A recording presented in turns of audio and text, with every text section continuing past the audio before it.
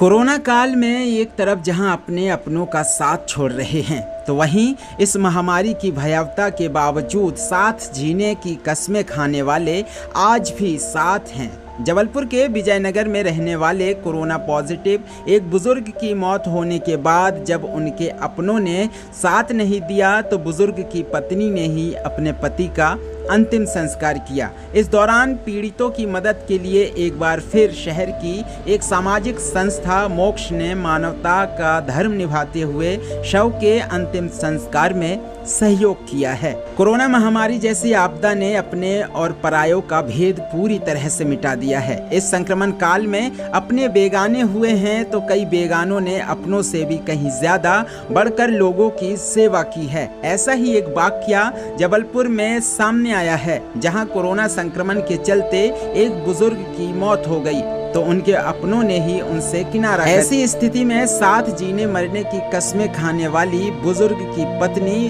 तमाम मान्यताओं को दरकिनार करते हुए आगे आई और उन्होंने अपने पति को मुख अग्नि। दरअसल कोरोना की गाइडलाइन के मुताबिक किसी भी मरीज की मौत होने की स्थिति में सरकारी अमले के द्वारा ही अंतिम संस्कार किया जाता है, लेकिन पति की मौत से बुरी तरह टूट चुकी महिला ने खुद ही अपने पति को मुख अग्नि देने का फैसला किया।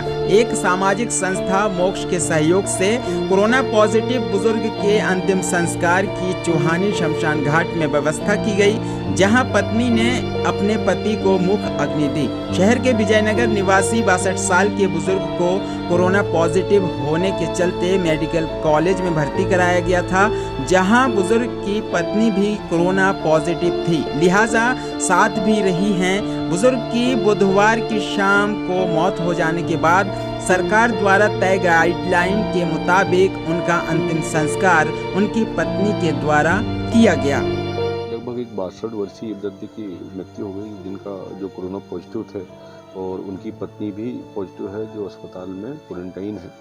और जैसे कि जानकारी हमको मिली और हम लोगों ने उस शव को प्राप्त किया। आपको बता दें कि जितने भी कोरोना पॉजिटिव शव हैं और सस्पेक्टेड शव हैं, एवं लावारिस शवों का कार्य हम 19-20 वर्षों से कार्य कर रहे हैं कि उनको सदगति मिले।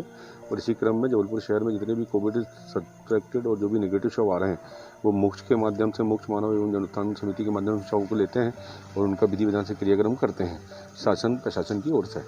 अब आज जो घटना हुई, प्रत्येक दिन यहाँ पर कोविड सस्पेक्टेड सब लगातार आ रहे हैं। आज की घटना में जो वृद्ध की मृत्यु हुई वो पहले निमोनिया से ग्रसित थे और महिला पुरुष ही बस साथ में थे, इनके कोई औलाद और बच्चे नहीं हैं।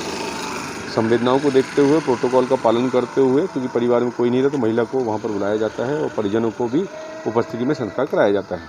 तो महिला जब वहाँ पर पहुँची और उन्होंने भी उनकी मानसिक दशा देखते हुए और भावनात्मक दृष्टि से उनका प्रोटोकॉल का फॉलोअप कराते हुए हम लोगों ने उनको मुखाग्नि करवाने का अवसर दिया, क्योंकि हमारा ध्येय है कि आदमी को इस अंतिम समय में सदगति मिले और जो संभव प्रयास हो प्रशासन का भी उनको सदगति के प्रयास किए जाएँ। तो इसमें उन्होंने सहमति जताई और क्योंकि वो बड़ी व्यथित थी और हमको उस मोमेंट में लगा कि हम प्रोटोकॉल का पालन करके अगर मदद कर सकते हैं, वो अकेली महिला थी मौके पर, तो और उनका एक और साथ में था, तो हमने उनको अस्पताल से उनको 108 के माध्यम से बुलवाकर उनके पति की मुखाग्नि उनको दिलवाई, जिससे उन्होंने सबको धन्यवाद भी किया।